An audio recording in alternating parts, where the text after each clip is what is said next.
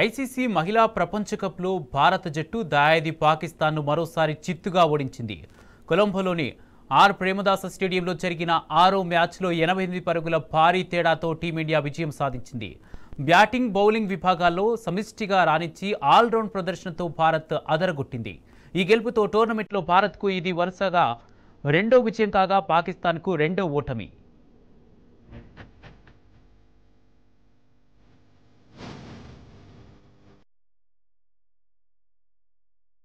అది పురుషుల క్రికెట్ అయినా మహిళల క్రికెట్ అయినా వరల్డ్ కప్ చరిత్రలో పాకిస్తాన్ చేతిలో ఇప్పటివరకు భారత్ ఓడింది లేదు.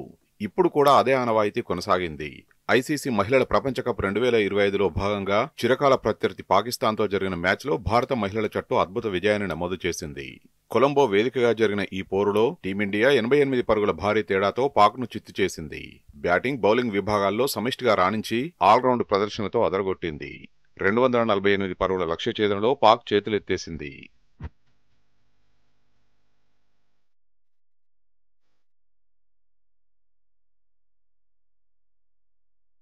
ఈ మ్యాచ్లో టాస్ గెలిచిన పాకిస్తాన్ కెప్టెన్ ఫాతిమా సనా తొలుత బౌలింగ్ ఎంచుకుంది.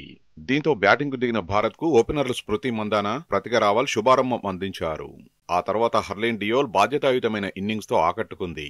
జెమిమా రోడ్రిగ్స్, దీప్తి శర్మ కూడా రాణించారు. అయితే చివర్లో వికెట్ కీపర్ రిచా ఘోష్ కేవలం 20 బంతుల్లో 3 ఫోర్లు, 2 సిక్సర్లతో 35 పరుగులు చేసి అజేయంగా నిలవడంతో భారత స్కోరు 247 పరుగులకు చేరింది. పాక్ బౌలర్లలో డయానా బేగ్ 4 వికెట్లు పడగొట్టింది.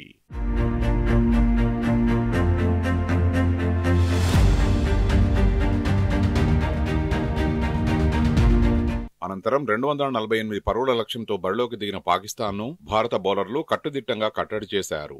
పాక్ బ్యాటర్లలో సిద్రా అమీన్ ఒంటరి పోరాటం చేసినా ఇతర బ్యాటర్ల నుంచి ఆమెకు ఏమాత్రం సహకారం అందలేదు. నటాలియా పర్వేజ్ మినహా మిగతా వారంతా విఫలమయ్యారు. భారత బౌలర్లలో క్రాంతి గౌడ్, దీప్తి శర్మ చెరో 3 వికెట్లు తీసి పాక్ పతనాన్ని శాసించారు. స్నేహ రాణాకు 2 వికెట్లు దక్కాయి. దీంతో పాకిస్తాన్ జట్టు 43 ఓవర్లలో 159 పరుగులకే ఆలౌట్ అయింది. ఈ విజయంతో ప్రపంచ కప్లో భారత్ తన ప్రస్థానాన్ని ఘనంగా కొనసాగిస్తోంది.